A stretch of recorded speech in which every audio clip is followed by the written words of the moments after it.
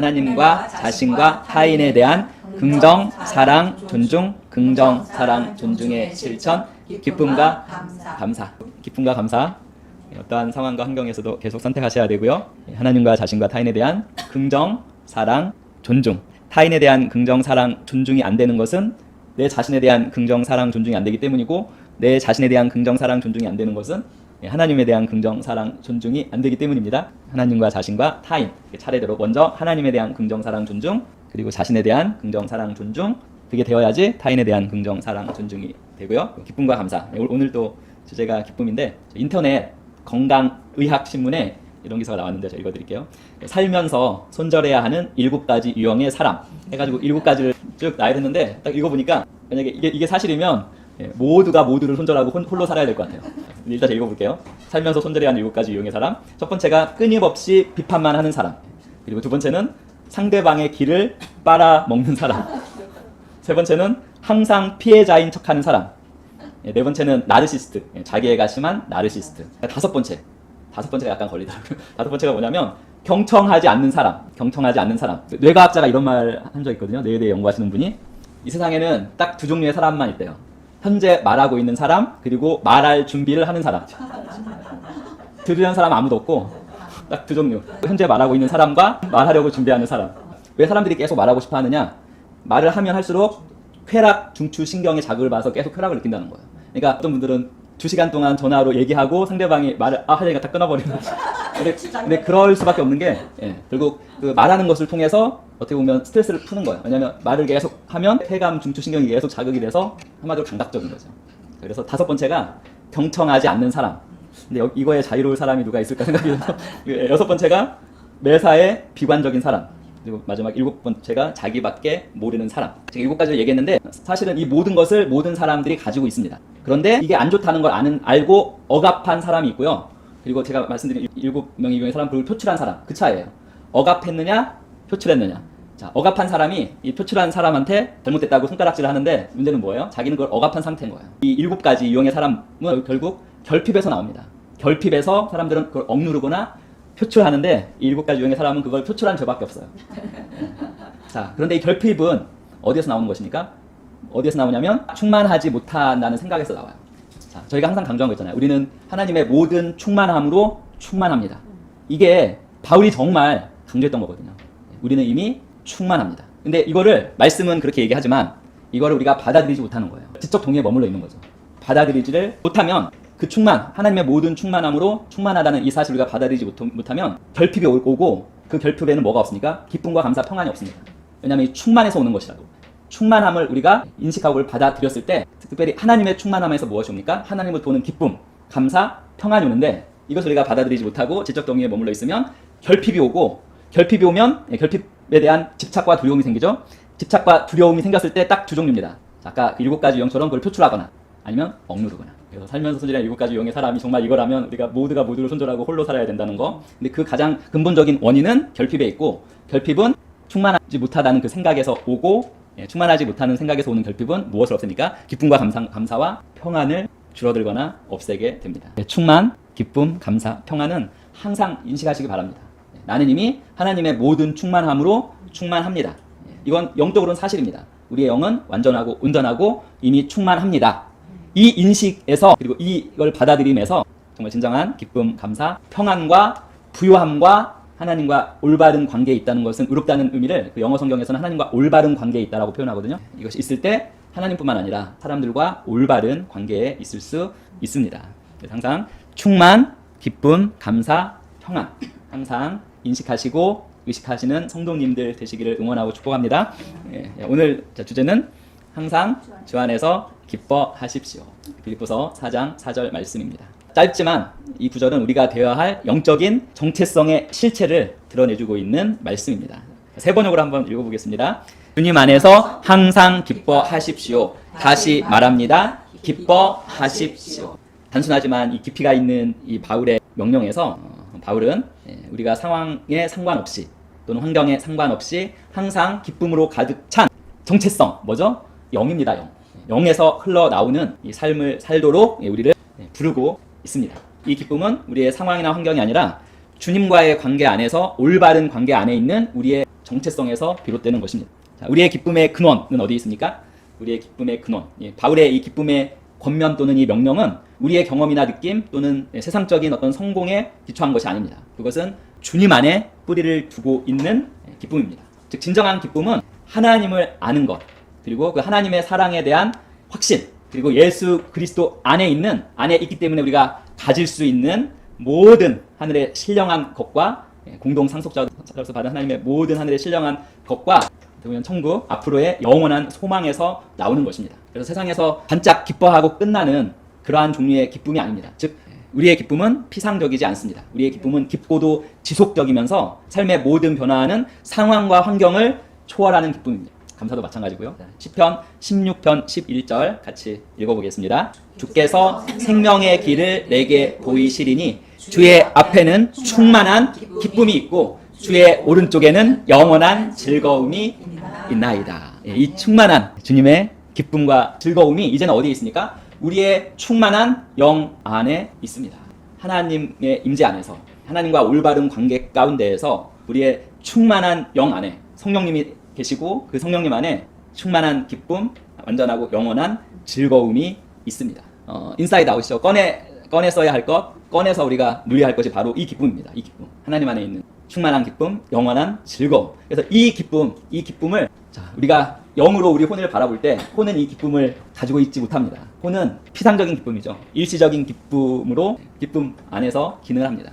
자, 우리가 영에서 우리가 혼을 바라볼 때, 그렇죠? 우리가 영에서 우리가 혼을 바라보면서 이 혼이 갖지 못한 게 바로 이 기쁨이에요.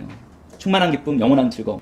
이 기쁨이 우리의 혼을 채우고 혼과 육신을 채우고 그것이 유지되면서 정말 우리의 삶의 모든 시즌, 계절 가운데에서 이 기쁨으로 말미암는 이 원동력이 되는 우리의 삶이 되어야 하고 그러한 삶을 사시는 우리 모든 성도님들이 되심을 감사하고 응원하고 축복합니다.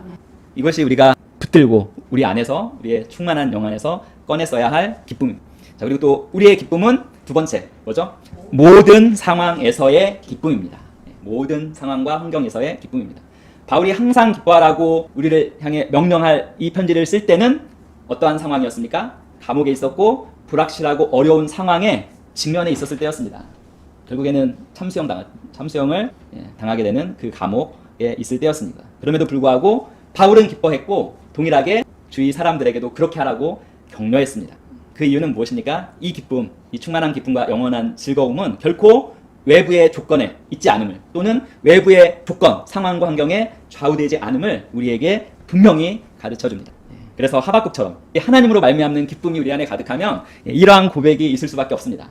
이러한 태도를 가지면 없어도 기뻐하지만 이러한 태도 안에서 우리는 결국 소유하게 될 것입니다. 읽어보겠습니다. 하박국 3장 17, 18절 비록 무화과 나무가 무성하지 못하며 포도나무에 열매가 없으며 감람나무에 소출이 없으며 밭에 먹을 것이 없으며 우리의 양이 없으며 외양간에 소가 없을지라도 나는 여호와로 말미암아 즐거워하며 나의 구원의 하나님으로 말미암아 기뻐하리로다.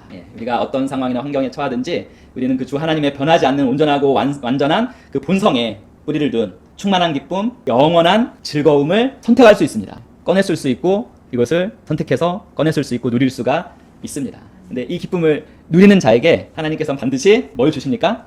풍성한 무화과나무, 풍성한 포도열매, 많은 감람나무의 소출, 그리고 우리의 많은 양과 소를 주십니다. 우리가 어떤 상황과 환경에 처하든지 우리는 이 기쁨을 선택하고 누릴 수 있습니다. 그리고 이 기뻐하는 것에 세 번째가 뭐죠? 기뻐하는 것에 힘이 있습니다. 그리고 주 안에서 기뻐하는 것은 변화시키는 힘, 변화시키는 능력을 가지고 있습니다. 이 기쁨은 우리의 초점을 문제에서 누구에게 옮깁니까? 하나님에게로, 하나님의 능력으로 옮기고 우리의 일시적인 고통에서 하나님의 약속을 바라보게 해줍니다. 그럴 때 우리의 영이 고양되고요, 믿음이 강화되고 우리의 마음에는 평안이 찾아오게 되는 것입니다. 느헤미야 8장 10절 같이 읽어보겠습니다. 여호와로 인하여 기뻐하는 것이 너희의 힘이니라. 우리가 기뻐할 때 상황과 환경이 기뻐할 상황이 아닌데도 우리 안에 있는 이 기쁨을 꺼내서 이걸 선택하고 이거를 누릴 때 우리는 하나님의 인자하심과 선하심과 신실하심을 기쁨 가운데 우리는 발견하게 됩니다. 그리고 그 기쁨 안에서 오는 자신감과 소망을 가지고 모든 도전에 맞서 이길 수 있는 힘을 갖게 되는 것입니다. 자, 마지막으로 기쁨의 증거로서의 삶.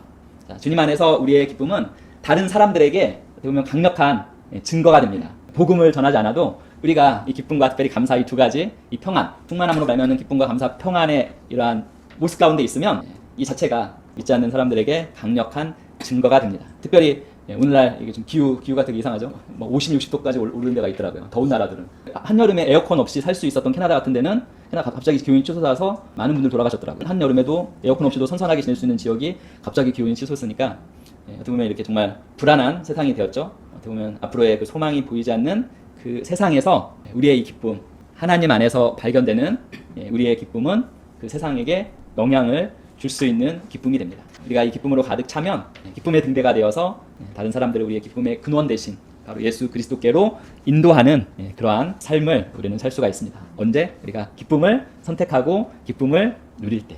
마태복음 5장 16절 같이 읽어보겠습니다. 이같이 너희 빛이 사람 앞에 비치게 하여 그들로 너희 착한 행실을 보고 하늘에 계신 너희 아버지께 영광을 돌리게 하라. 동일하게 우리가 주 안에서 정말 진실로 기뻐할 때 이 기쁨으로 말미암아 이 기쁨으로 인하여서 우리는 하나님의 영광을 반영하고 다른 사람들이 하나님의 기쁨을 경험하도록 초대하는 것입니다.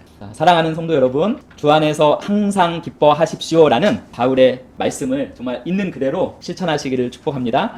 우리의 마음과 삶을 충만한 기쁨, 영원한 즐거움으로 채우고 어떤 상황과 환경에서도 이 기쁨을 선택해서 누리시기를 축복합니다. 항상 하나님의 임재 안에서 기쁨을 찾고 그분의 기쁨으로 말미암아 힘을 얻으면서 그분의 약속 가운데 소망을 발견하시는 우리 성도님들 되시기를 예수님의 이름으로 축복합니다. 그리고 기뻐하는 건 결코 단순한 감정이 아닙니다. 기뻐하는 것은 의지적이고 의도적인 선택입니다. 기쁨을 선택하게 되면 그것은 하나님의 선하심과 인자하심 그리고 그분의 주권에 대한 신뢰의 선언이기도 합니다. 따라서 우리는 오늘 그리고 매일매일 순간순간 기쁨을 선택하고 누립니다. 아멘. 빌립보서 4장 4절 말씀으로 말씀을 맺도록 하겠습니다. 자, 항상 주 안에서 기뻐하십시오. 다시 말합니다. 기뻐하십시오. 기도드리겠습니다. 하늘에 계신 우리 하나님 아버지, 하나님을 아는 그리고 하나님 안에 거하는 기쁨을 주셔서 감사합니다. 우리의 상황이나 환경에 상관없이 항상 주 안에서 기쁨을 선택하고 기쁨을 누리도록 인도하심을 감사합니다. 우리의 심령이 항상 주님의 기쁨으로 충만하게 하심을 감사합니다. 그 기쁨이, 그 충만한 기쁨이, 영원한 즐거움이 우리 삶에 넘쳐 흐를 것을 인하여서 감사합니다. 그리고 그 기쁨이 이 세상에 주님의 사랑과 은혜를 증거할 것으로 인하여서 감사합니다. 예수님의 이름으로 기도드립니다. 아멘. 우리 믿음의 고백기도 같이 하겠습니다. 나는 항상 나의 영으로 나의 혼을 바라봅니다. 영인 나는 믿음의 사람입니다. 영인 나는 의로운 사람입니다. 영인 나는 사랑의 사람입니다. 영인 나는 지혜의 사람입니다. 영인 나는 부유한 사람입니다. 영인 나는 탁월한 사람입니다. 영인 나는 건강한 사람입니다. 영인 나는 사탄의 머리를 밟고 있는 사람입니다. 영인 나는 영혼 구원자 축복의 통로입니다. 영인 나는 예수님의 이름으로 승리 가운데 걷습니다. 이 영의 모습으로 혼을 바라보시면서 혼이 영의 모습에 일치하도록 하셔야 합니다. 끊임없이 관리하고 다스려야 합니다. 주님을 영접하는 기도를 같이 합니다. 하나님, 온 심령으로 예수 그리스도 살아계신 하나님의 아들을 믿습니다. 예수님이 나와 나의 죄를 위해 돌아가셨고 하나님께서 예수님을 부활시키셨으며 예수님이 오늘 살아계심을 믿습니다. 나는 내 입으로 예수 그리스도께서 오늘부터 내 삶의 주인 되심을 고백합니다. 예수님을 통해 예수님의 이름으로 나는 영생을 가졌고 다시 태어났습니다. 하나님, 나를 구원해 주심을 감사합니다. 나는 이제 하나님의 자녀입니다. 예수님의 이름으로 기도합니다. 아멘.